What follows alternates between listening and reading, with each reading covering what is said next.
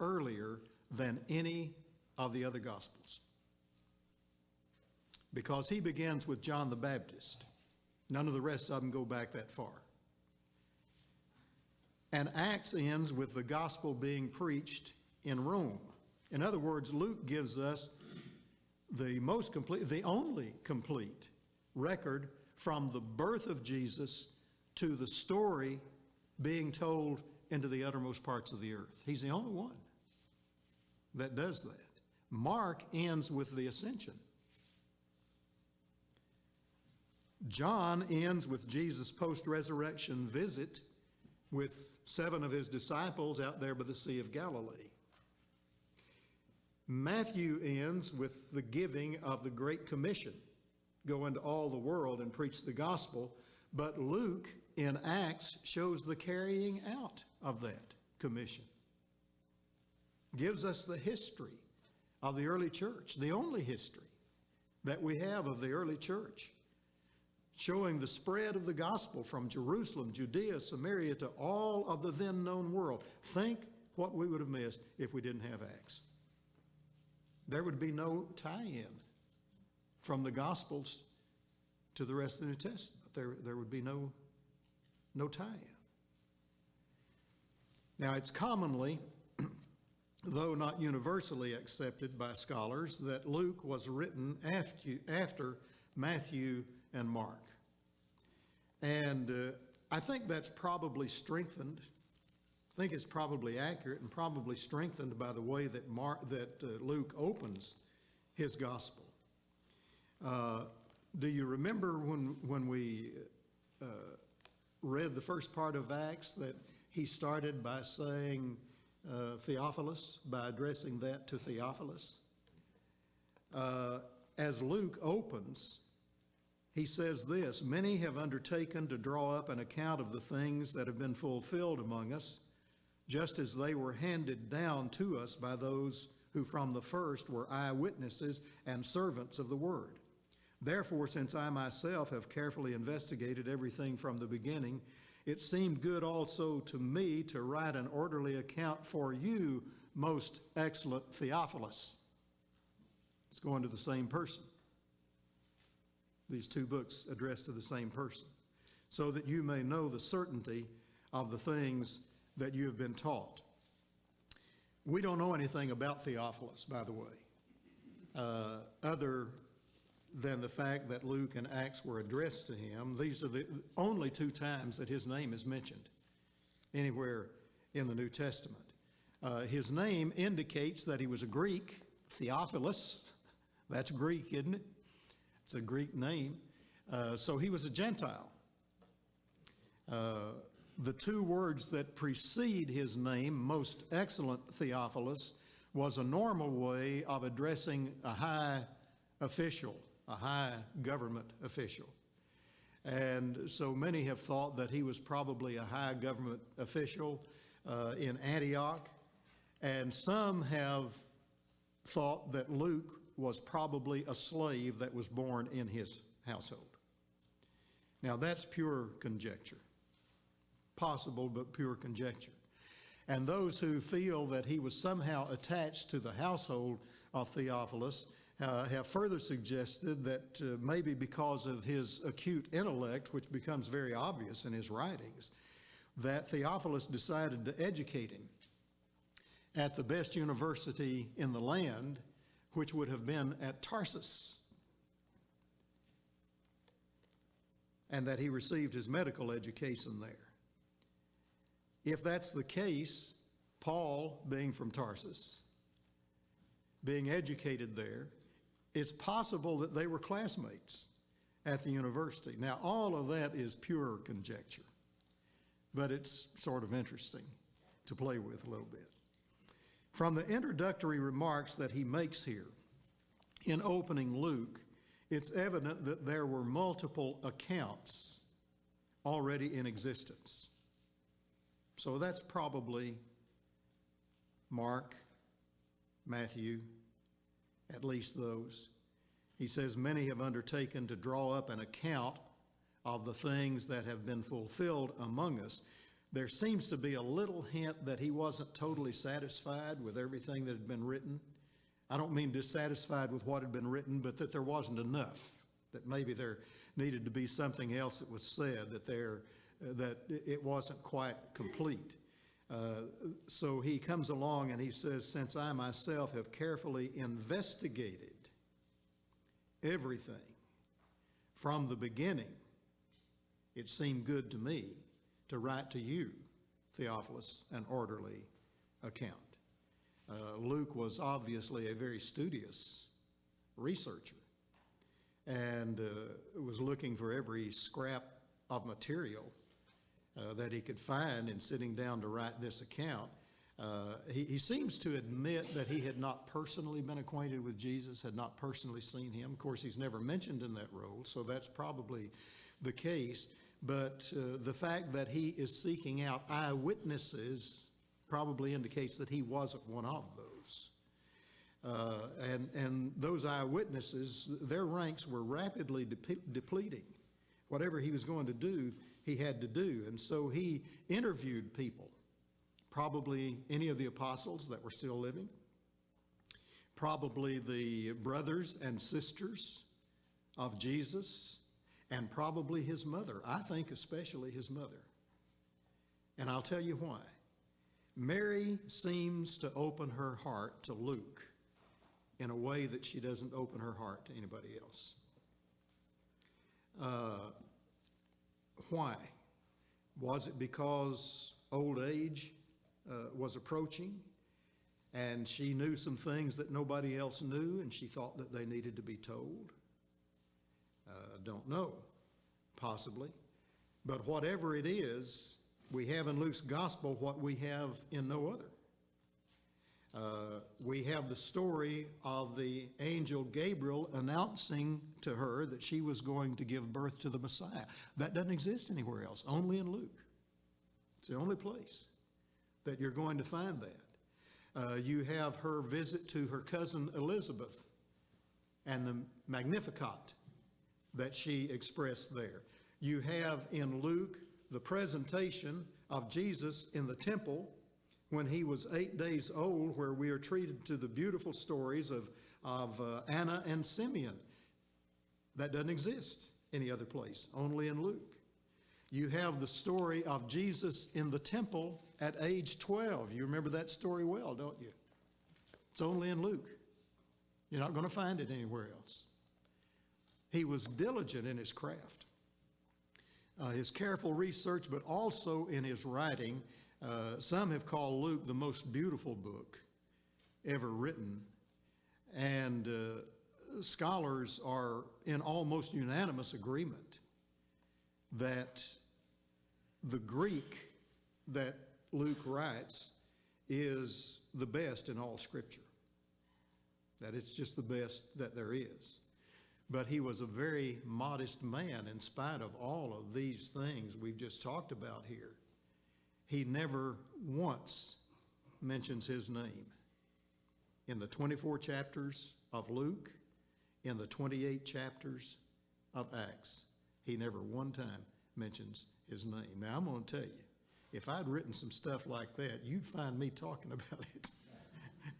He never one time mentions his name. Very humble man who had no desire to put himself forward, no desire to be well known, no desire to receive applause or credit.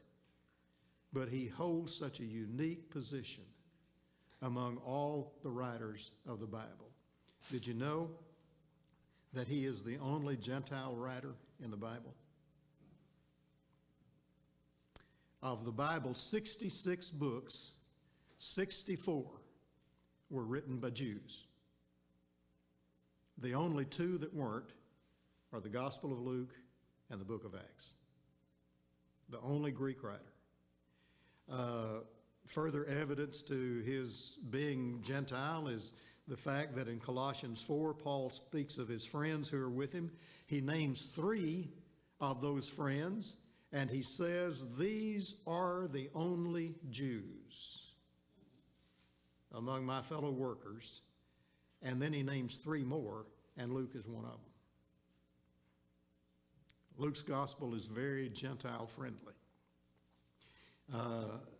And we should thank God for this Gentile writer who knew that this Jew from Nazareth had sheep outside of that Jewish sheepfold and talked about it, because Gentiles that we are, we're a part of that expanded sheepfold.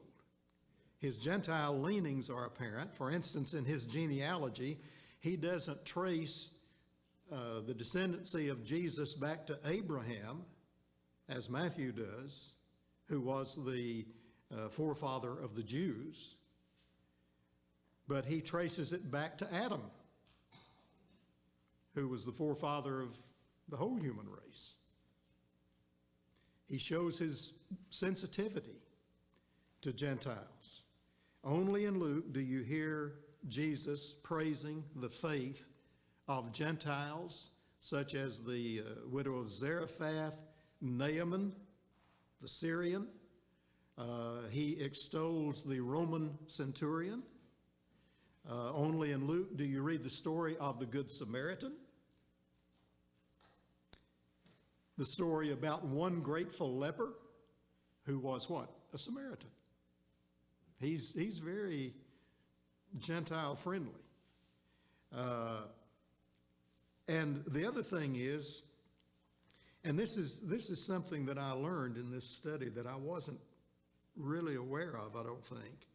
Almost a third of the Gospel of Luke is peculiar to Luke, including 6 miracles and 18 parables that aren't found in any of the other Gospels. He is the only one to tell about the rich man and Lazarus. We know the story well. He's big on God's mercy to sinners. Only Luke tells the story of the prodigal son, chapter 15. Only Luke tells the story of that woman who disrupted dinner by washing Jesus' feet and drying them with her hair. Only Luke has Jesus' words to the thief on the cross. And Luke has the most sensitive social conscience of any New Testament writer, with perhaps the exception of James. Only Luke tells how the announcement of Jesus' birth came to the shepherds. Only Luke tells that story, how the announcement of the birth of Jesus came to the shepherds, men who were clearly at the bottom of the social ladder. It's only Luke, I think I mentioned this, that tells the parables of the Good Samaritan, the rich fool, the rich man and Lazarus. Only Luke tells those stories. And he has a deeply ingrained sensitivity, it seems, to people who are at the bottom of the pile, people who either are poor or looked down on because of their race or their religion or their occupation. He portrays Jesus as one who cares about those that other people would shun. These include that sinful woman in chapter 7, probably a prostitute, the detested tax collector Zacchaeus, chapter 19, the thief on the cross, chapter 23. You know, before we ever get to the revealing of the mystery in Ephesians, where Paul reveals the mystery, and what that mystery was that everybody was included, Gentiles as well as Jews. And he says that's the mystery that's been held from the foundation of the world. Not a mystery in the sense that it's mysterious, a mystery in the sense that it hadn't been known before. And he is making that known. But before we ever get to that, and before we ever get to the abolishing of the barriers in Galatians, neither Jew nor Greek, neither slave nor free, neither male nor female, before we ever get to any of that, we have it here in Luke, where he's talking about these Gentiles. Now, he isn't saying that everybody will be saved. He's saying that everybody can be. And this sensitivity to physical need shows up, by the way, in the contrast between Matthew and Luke's accounts of the Beatitudes. Some people have felt, by the way, that there was a conflict because Luke and Matthew did not record the Sermon on the Mount in the same way. There is no conflict. Those were two different sermons. Matthew's was a Sermon on the Mount. If you'll check it out, Luke's was a Sermon on the Plain. They were different locations. Now, they did use some of the same material. There's not a preacher anywhere that's not going to understand that. You use it more than twice if it's any good. And so he comes along here and gives the Beatitudes, but they give them in a different sort of way. Matthew says, "Blessed are the poor in spirit." Luke just simply says, "Blessed are you who are poor." See that social conscience coming out there? Matthew says, "Blessed are those who hunger and thirst for righteousness." Luke just simply says, "Blessed are you who hunger now, for you'll be satisfied." So Matthew's Beatitudes focus largely on a spiritual kind of thing, where Luke, while obviously certainly concerned about all of that, is aiming also at the material needs of people. So this is the reason, I guess, that Luke's gospel has been called sometimes the gospel of the underdog. And that Robin Hood tone of it was set early on in the Magnificat, when Jesus' mother-to-be proclaimed that God has brought down the mighty from their thrones and exalted those of humble estate. He has filled the hungry with good things and sent the rich away empty. And only Luke has the statement that a man with 2 tunics should share with him who has none, and that a man who has food ought to do the same. He ought to share. Only Luke records the beginning of Jesus' ministry in the synagogue at Nazareth, where he read the words from Isaiah that he said would define his ministry. "The Spirit of the Lord is on me," he said, "because he has anointed me to preach the good news to the poor. He has sent me to proclaim freedom for the prisoners and recovery of sight for the blind, and to release the oppressed." It's the way that Jesus opened his ministry. But Luke is best known for his unwavering friendship with Paul. That's what he's best known for. Luke first met Paul, as far as we know, as far as is recorded, in Troas. Now, whether or not Paul and he went to university together at Tarsus, I said, is conjecture, so nobody knows. The first thing that we know about them meeting is that he met with Paul in Troas on Paul's second missionary journey. The Spirit had forbidden Paul to preach in Asia and in Asia Minor.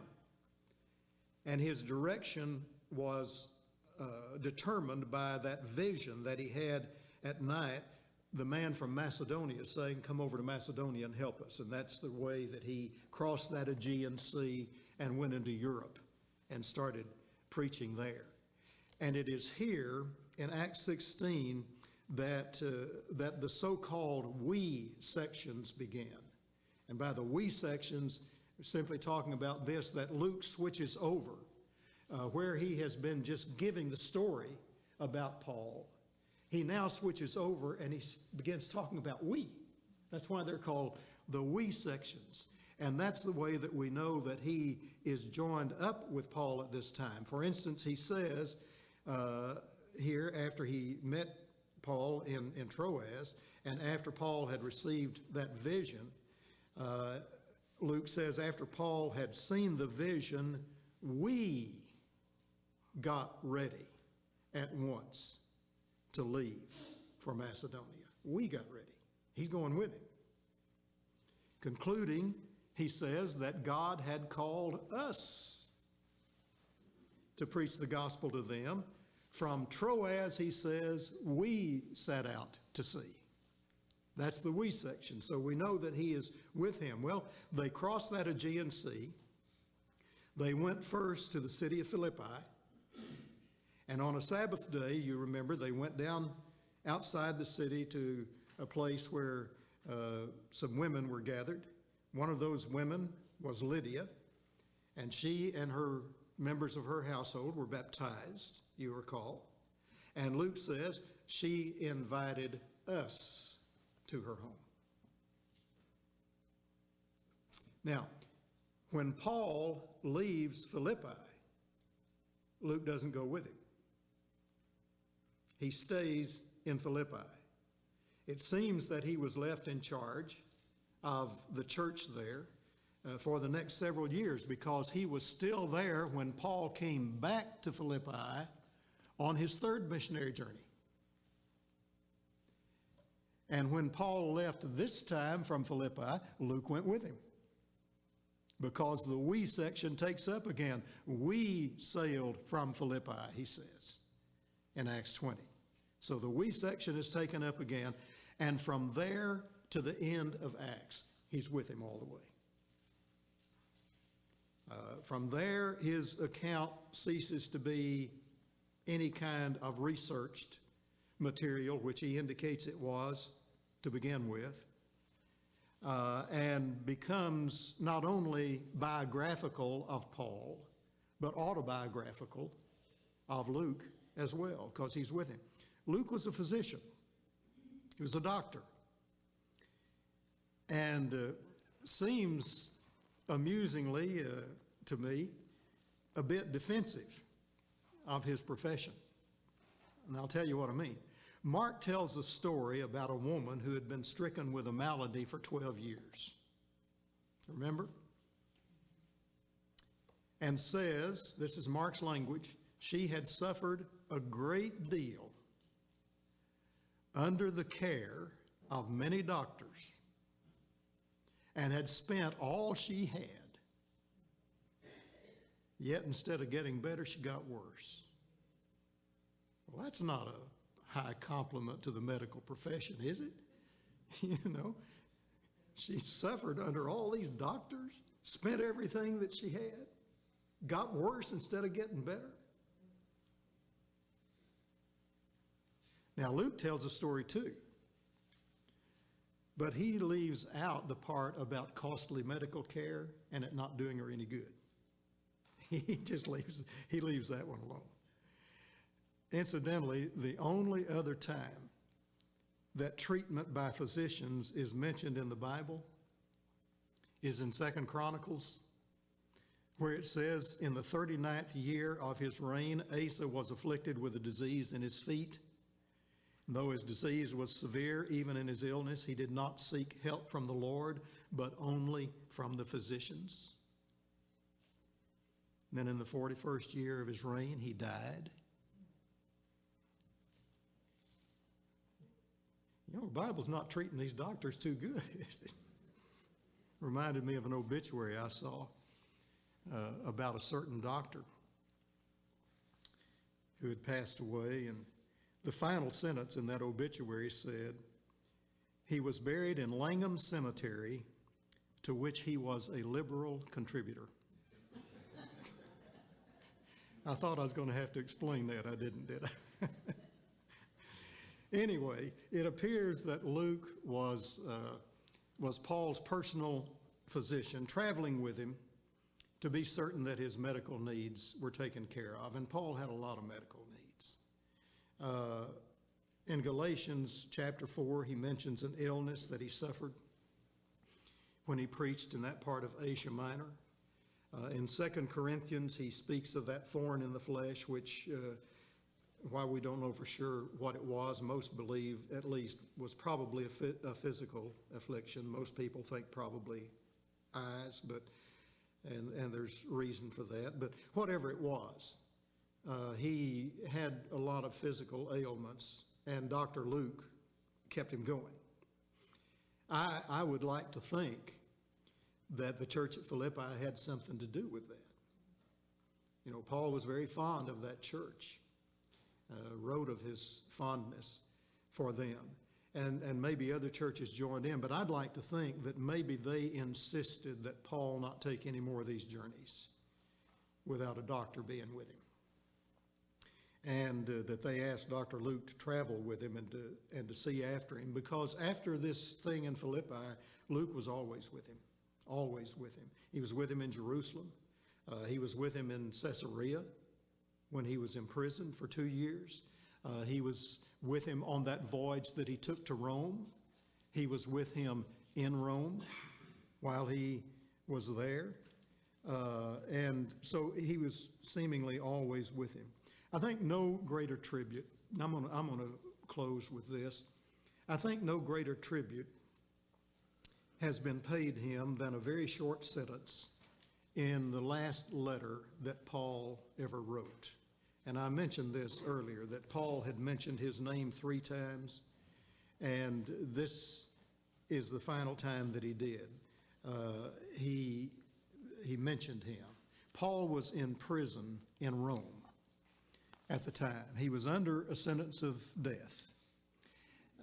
He was shortly going to be executed by Nero. It was very, very dangerous now to be known as Paul's friend. And he had largely been deserted. And his last letter was written to his friend and his protege, Timothy. And he urges him to come to him and to come quickly, and to bring his cloak, he's cold, and to bring his books. Paul never wanted to be far from his books. And he says to him, do your best to come to me quickly, for Demas, because he loved this world, has deserted me and gone to Thessalonica. Crescens has gone to Galatia, Titus to Dalmatia. Only Luke is with me. Only Luke. It's the way Paul ends his writings. It's the way he ends his life. Alone. Only Luke, his faithful and loyal friend, who refused to forsake him in his final hours, remaining with him to the very end of his life. God, thank you for giving us this wonderful man from whom we have learned so much and about whom we have known so little. We thank you that he stayed with Paul to the very end. We thank you that you graced this earth with this good man. And we thank you that we've been privileged to think about him and remember him today.